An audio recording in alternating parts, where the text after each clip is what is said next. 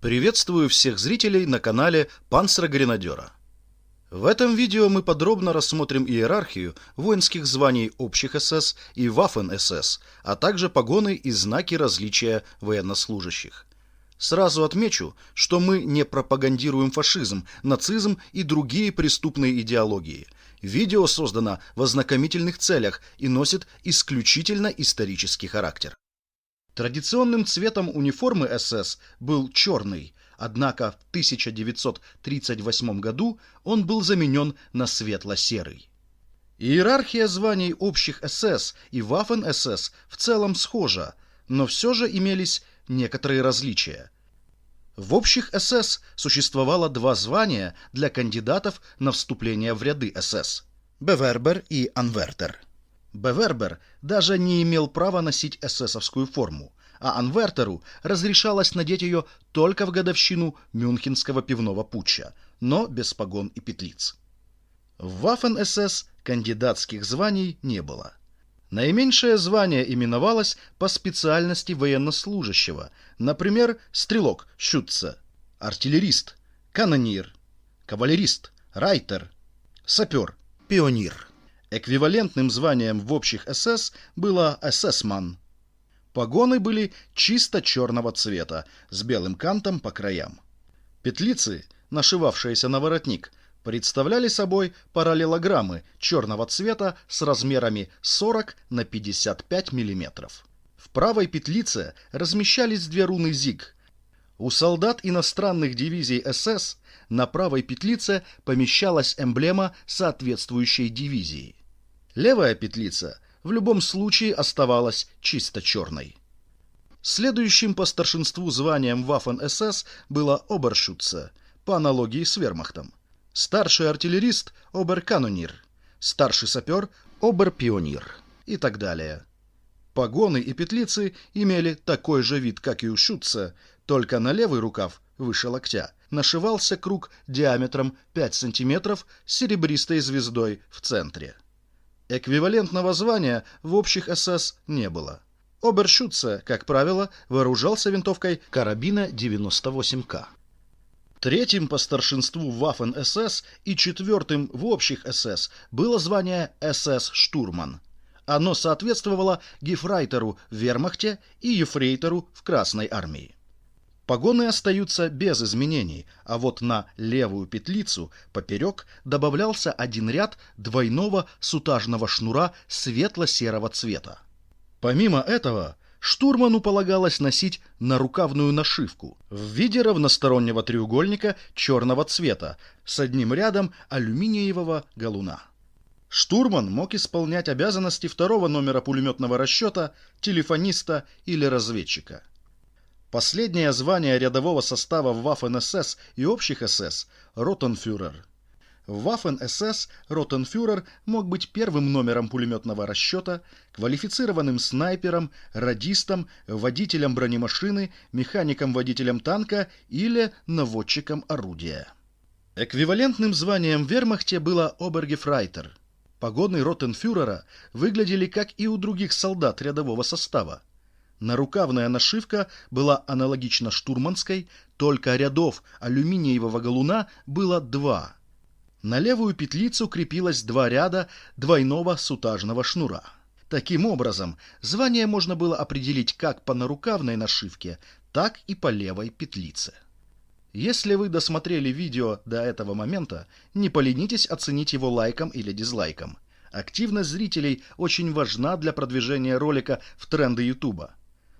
Следующее звание СС, унтершарфюрер, относится уже к составу унтерфюреров, аналогу унтер-офицеров в вермахте. Примечательно, что в Waffen-СС, независимо от ранга и должности, все солдаты и офицеры были товарищами на равных правах. Но вернемся к званию унтершарфюрер, которое соответствовало унтер-офицеру в вермахте и младшему сержанту в Красной армии. Погоны с трех сторон обшивались алюминиевым галуном, а на левой петлице размещалась одна серебряная звезда. Как и у всех унтерфюреров, в качестве отличительной черты нижний и передний края воротника обшивались серебристым галуном. Унтершарфюреру полагалось командовать стрелковым отделением из 10 человек, орудийным расчетом или танковым экипажем. Следующим по старшинству званием было СС-шарфюрер, которое примерно соответствовало унтерфельдфебелю в вермахте и сержанту в Красной армии. Погоны обшивались со всех сторон алюминиевым галуном, а на левой петлице, помимо серебряной звезды, добавлялся один ряд двойного сутажного шнура. Камуфляжным знаком различия было 2 горизонтальных полосы зеленого цвета. В Waffen-СС шарфюреру полагалось командовать стрелковым отделением или танковым экипажем.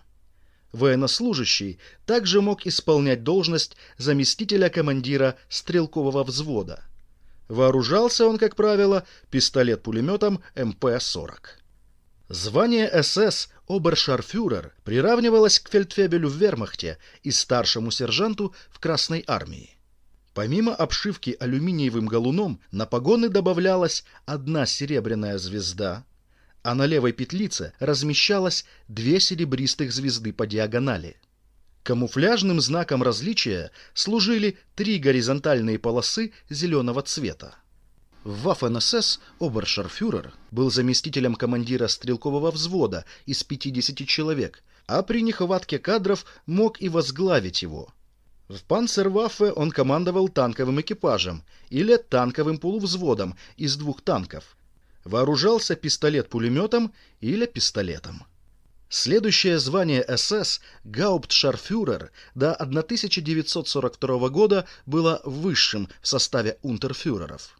Погоны имели аналогичный вид, только серебристых звезд было уже 2. А на левой петлице, помимо звезд, присутствовал 1 ряд двойного сутажного шнура. Звание гауптшарфюрер примерно соответствовало оберфельдфебелю в вермахте и старшине в Красной армии. Военнослужащий, как правило, исполнял обязанности ротного старшины, а при нехватке кадров мог возглавить стрелковый взвод из 50 человек. Звание СС штурмшарфюрер было введено в мае 1942 года и было предназначено для тех военнослужащих, которые исполняли офицерские обязанности, но по каким-либо причинам не могли получить офицерский чин. Чаще всего это были батальонные старшины. На их погонах размещалось 3 серебристых звезды, 2 в нижней части и 1 в верхней. На левой петлице присутствовало 2 ряда двойного сутажного шнура и 2 серебристых звезды по диагонали. Звание штурмшарфюрер соответствовало штабсфельдфебелю в вермахте и старшине в Красной армии. Следующее по старшинству звание СС, унтерштурмфюрер, условно относится к офицерскому составу. Однако в СС термин «офицер» отсутствовал. Эквивалентным званию унтерштурмфюрер СС в вермахте было лейтенант, а в Красной армии, соответственно, лейтенант. Поле погонов формировалось из 2 рядов двойного сутажного шнура серебристого цвета. Внутренний шнур был сложен пополам, образуя вместе своего сгиба петлю для пуговицы. Внешний шнур огибал внутренний. На левой петлице по диагонали размещалось 3 серебристых звезды. На камуфляжной униформе в качестве знака различия использовались 1 горизонтальная полоса и 1 ряд двойных дубовых листьев зеленого цвета. В Waffen-СС унтерштурмфюреру полагалось командовать стрелковым взводом из 50 человек или танковым взводом из 4 танков и 19 солдат. Вооружался он пистолетом и в ряде случаев дополнительно пистолет-пулеметом. Звание СС оберштурмфюрер соответствовало оберлейтенанту в вермахте и старшему лейтенанту в Красной армии. Погоны имели аналогичное оформление, только посередине добавлялась 1 серебристая звезда. На левой петлице, помимо 3 звезд, размещался 1 ряд двойного сутажного шнура. В Waffen-СС военнослужащему полагалось командовать стрелковым или танковым взводом, но в случае нехватки кадров мог возглавить и стрелковую роту из 190 человек. Вооружался пистолетом и пистолет-пулеметом. Последнее звание состава младших фюреров СС Гауптштурмфюрер, аналог Гауптману в вермахте и капитану в Красной армии. На погонах размещалось 2 серебристых звезды, а на левой петлице 2 ряда двойного сутажного шнура поперек и 3 серебристых звезды по диагонали. В Waffen-СС военнослужащий командовал стрелковой ротой из 190 человек, танковой ротой из 19 танков и 140 человек или артиллерийской батареей из 4 орудий и 150 солдат.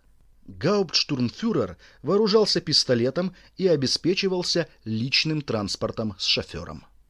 Следующее звание СС, штурмбанфюрер, относится уже к составу средних фюреров, эквивалентно майору в вермахте и в Красной армии.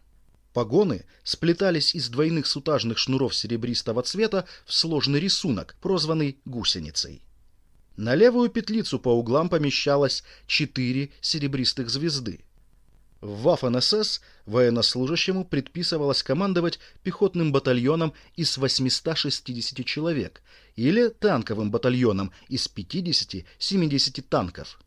Штурмбанфюрер вооружался пистолетом и обеспечивался личным транспортом с шофером. Звание СС оберштурмбанфюрер соответствовало оберст-лейтенанту в вермахте и подполковнику в Красной армии. На погонах с плетением гусеница размещалась 1 серебристая звезда, а на левой петлице, помимо 4 звезд, добавлялся 1 ряд двойного сутажного шнура. В Waffen-СС оберштурмбанфюрер командовал пехотным батальоном, артиллерийским дивизионом или танковым батальоном. Как и всем вышестоящим фюрерам, ему полагался личный транспорт с шофером. Следующим по старшинству званием было СС штандартенфюрер, которое соответствовало оберсту в вермахте и полковнику в Красной армии. Погоны имели аналогичный вид, только серебристых звезд было 2, а вот оформление петлиц претерпело существенные изменения. Во-первых, они были парными, то есть на обеих петлицах размещался одинаковый рисунок, а во-вторых, вместо привычных серебристых звезд и сутажных шнуров на них вышивалось по 1 дубовому листу с желудями.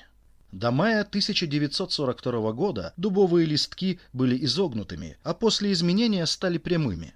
Для камуфляжной униформы использовалась нашивка из 3 горизонтальных полос и 2 рядов дубовых листьев зеленого цвета.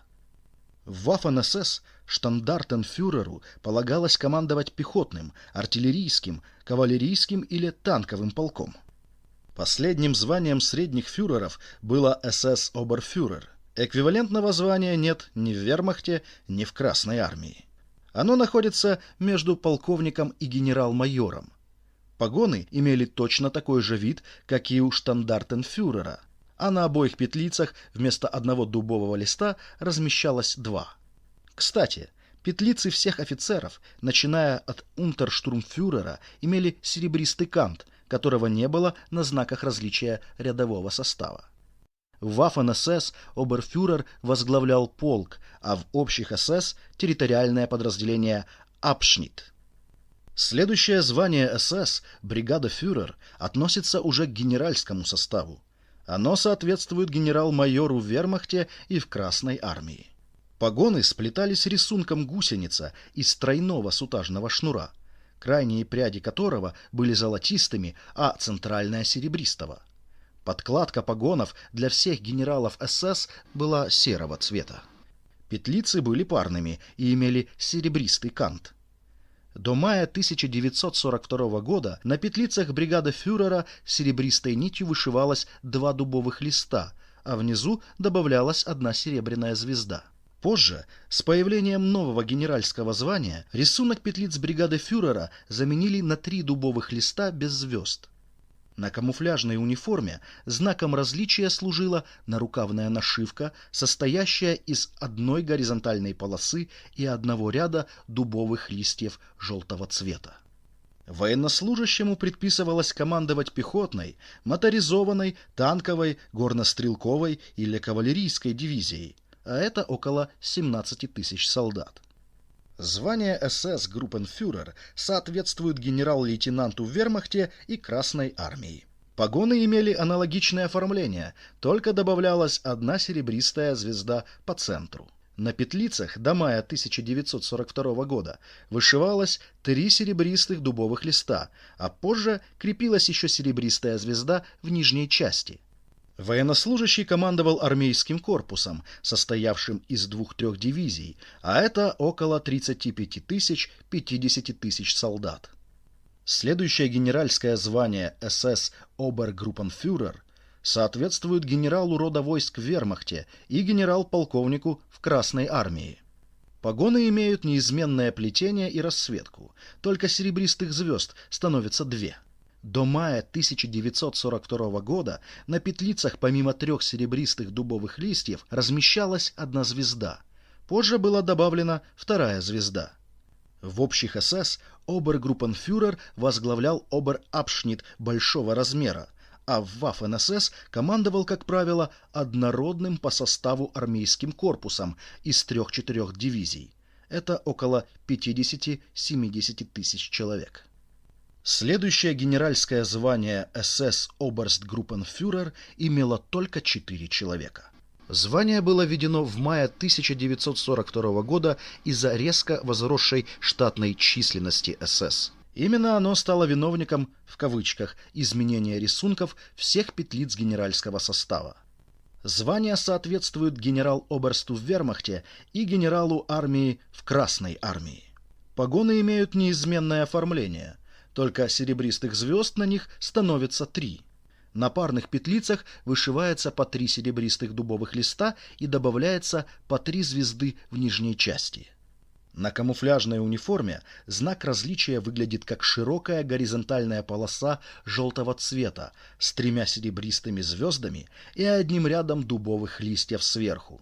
Оберстгруппенфюреру полагалось командовать армией из 2-3 корпусов, а это около 100 тысяч-150 тысяч человек. Если вы досмотрели это видео до конца, не забудьте оценить его лайком или дизлайком, а также написать свое мнение по поводу того, являются ли все солдаты СС поголовно военными преступниками. Спасибо за внимание.